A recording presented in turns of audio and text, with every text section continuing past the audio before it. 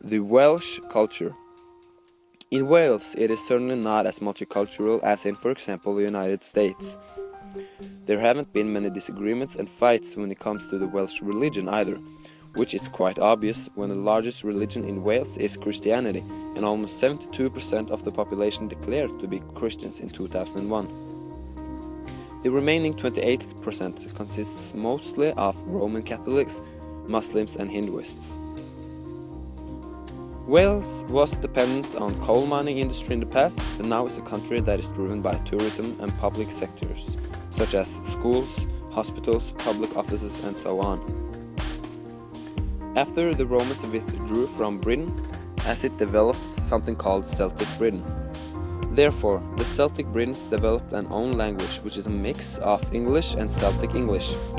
This new language is called Winglish.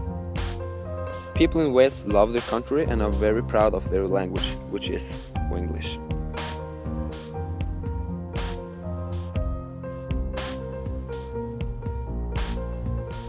The story of Wales begins with the Celts. The Celts began migrating from their Central European homeland around 1000 BC. The recorded history of Wales begins with the arrival of the Romans on Welsh borders.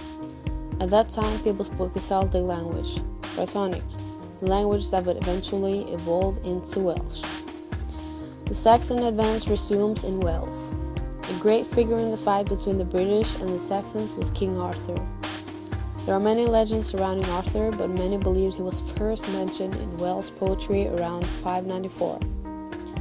In 784, Offa, king of Mercia, builds a dike from sea to sea, the first permanent boundary between the Welsh and English people. Offa's dike shaped the territory of Wales. In 1066, the Normans invaded England. Wales proves resistance to the Normans' power and the Welsh rise in revolt. In 1536, the first Act of Union was passed between England and Wales. Wales became united politically with England and is governed by English law. In 1881, the Welsh Rugby Union is established to become guardians of Welsh national sport. In 1885, Dan Isaac Davies founds the first Welsh Language Society to protect one of the oldest languages in Europe and to promote the use of Welsh in education. In 1916, David Lloyd George becomes one of the first Welsh Prime Minister of the UK. He was also the only Prime Minister to speak English as a second language, Welsh being his first.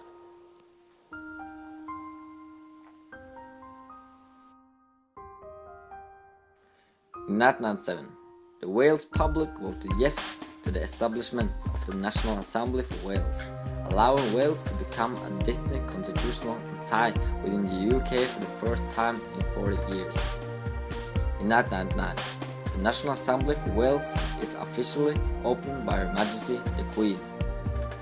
In 1999, the Millennium Stadium in Cardiff opened. It has the capacity for 74,500 people and is the first stadium in the UK to feature a roof.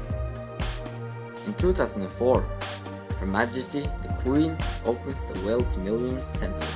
It is one of the most uncool and lively performing arts centres in Europe. In 2005, Wales beat England, Scotland, Ireland, France and Italy to win the 6th National Rugby Grand Slam for the first time in far too many years. In 2006, the Senate building is opened to house the National Assembly for Wales. The Senate has won an award for this building. In 2007, the separation between the Legislative National Assembly for Wales and the Wales Assembly took effect under the Government of Wales Act in 2006. The Act included the National Assembly law-making powers. In 2008, record numbers of Wales sportsmen and women win Olympic and Paralympic gold medals in Beijing. In 2009, Glamorgan Sophia Gardens host the Ashes Test match between England and Australia cricket teams for the first time. In 2010, the Ryder Cup came to Wales for the first time. The golf event took place at the Celtic Manor Resort in Newport.